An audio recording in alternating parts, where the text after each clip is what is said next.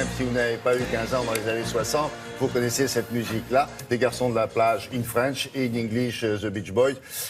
Pourquoi est-ce qu'on parle d'eux ce matin? J'ai envie de vous faire une spéciale son californien. Et qui dit Californie dit surf, qui dit surf dit les Beach Boys, qui sont quand même quasiment les inventeurs de la surf music, en tout cas les pionniers de la surf music dans les années Ils 60. n'étaient pas spécialement californiens d'ailleurs. Si, quand même. Ah oui. Si. Ils étaient combien de frères là? Il y avait deux frères, les Wilson, puis après il y avait des tas de copains. Enfin, comme vous voyez, ils étaient très habillés. Comment s'appelle le garçon qui fait des rayures Buren. comme ça? Buren, voilà, ils sont très C'est le buréniens. look Buren. Voilà, je vous remercie. Pourquoi je vous en parle? Parce que d'une part, j'ai envie, je fais un peu ce que je veux. Ouais, non, c'est pas vrai. Et parce que c'est le. Je le crains. Si, c'est un petit peu quand même. C'est parce que Si, un peu, hein.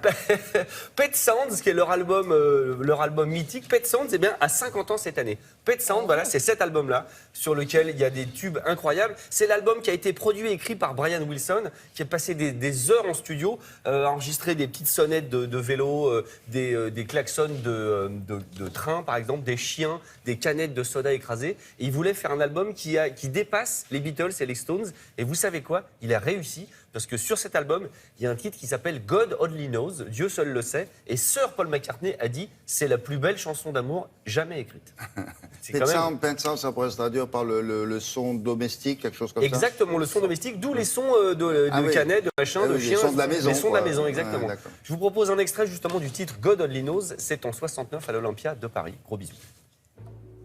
I may not always love you, but long as there are stars above you, you'll never need to doubt it. I'll make you so sure about it.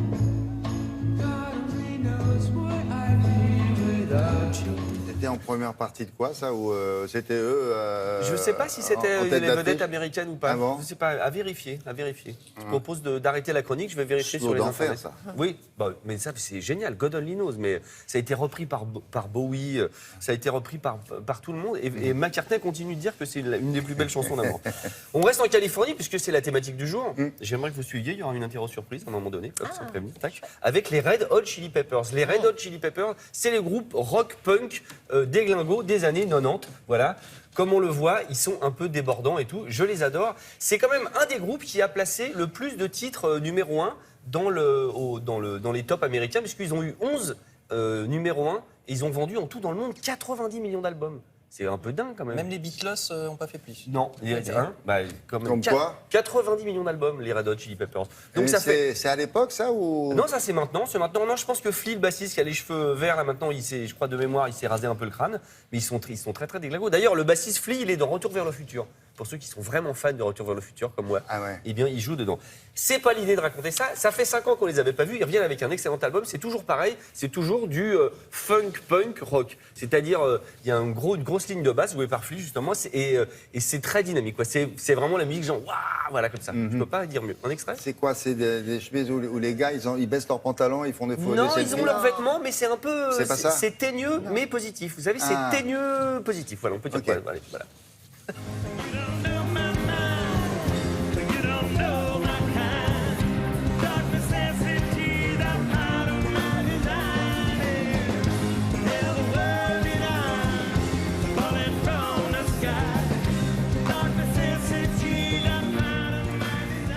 Red Hot Chili Peppers. Non, c'est de la musique. Oui, ça va. Vous avez eu peur quand j'ai dit ah non. J'ai eu un peu peur. Mais non, mais parce que voilà, Je me suis dit, tiens, ils reviennent, ils font des trucs bizarres. Non, ça va. Non, ils ont pas fait bizarre, mais bon. Et on finit avec mon petit chouchou. Alors ça, c'est le petit chouchou dont on pourra dire quand même, comme d'habitude, dans cette chronique-là, j'en ai parlé, et puis après, on va en parler pendant un an. Personne n'en a parlé avant vous? Pas vraiment, en tout cas pas en France. Max Jury, comme un jury, voilà, il a 23 ans, il est californien. Alors là, il vient déménager à Londres, mais sa musique reste une musique californienne. Vous l'aimez tellement que vous suivez chaque appartement où il habite. Mais vous allez voir, le gars, mais je lui promets une carrière magnifique. Déjà, il est plutôt beau garçon, hein, Béatrice, vous me donnerez votre avis.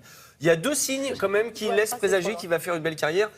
Mark Ronson, qui est le garçon qui avait produit Amy Winehouse, par exemple, voilà, a dit que son album allait devenir un classique, donc déjà. C'est bon signe. Et Rufus Wainwright, vous savez, le chanteur qu'on adore et que j'adore à titre personnel, l'a choisi en première partie de ses concerts. Ces 2 signes-là, ça sous-entend que ça va casser sur la godasse. Oui. Voilà. Bon, c'est un peu soul pop. Eh ben, regardez le gars, Max Jury, c'est à tomber par terre.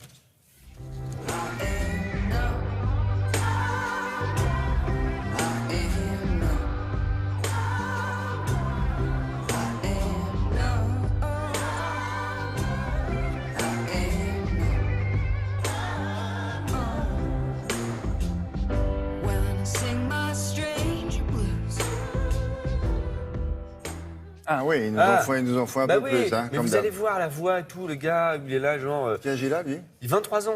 Max Jury. Regardez, il y a un petit post-it de ma camarade qui m'a dit j'aime, j'ai laissé exprès avec des cœurs. Je pense qu'elle est amoureuse de Max Jury.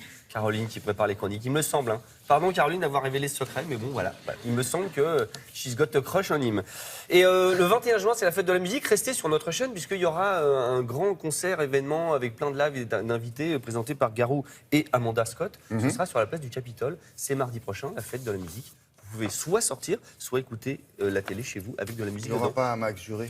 Il y aura... Non, mais il sera chez moi. Je sais pas où je serai chez lui. Je sais pas. Mais ce gars-là, par exemple, bon, bien sûr, on peut se procurer ce CD. Absolument. Mais il vient en France un jour ou pas? Mais bien sûr qu'il va venir en France et j'en reparlerai tous les jours. Je viendrai faire des chroniques. Non, mais il vient quand? Mais je sais pas encore. Je vais poser les questions. Mais bien sûr qu'il vient, mais Bien sûr on n'a qu'il pas la va date. l'inviter, Mais on va bien l'inviter. sûr qu'il va venir. On va Vous allez l'inviter, voir. on va Mais oui. Il en meurt d'envie. On Mais voyait, non. attendez, il en meurt d'envie. Mais vous verrez quand ça sera un carton, je reviendrai avec cette chronique et je ferai je l'avais dit. Et il dira je dois tout à Alex Jeffrey. C'est I ouvert wish. jusqu'à 9h25. Vous reviendrez? Non, vous reviendrez pas. Bon, bah alors, tant pis. Alors. On continuera tout seul.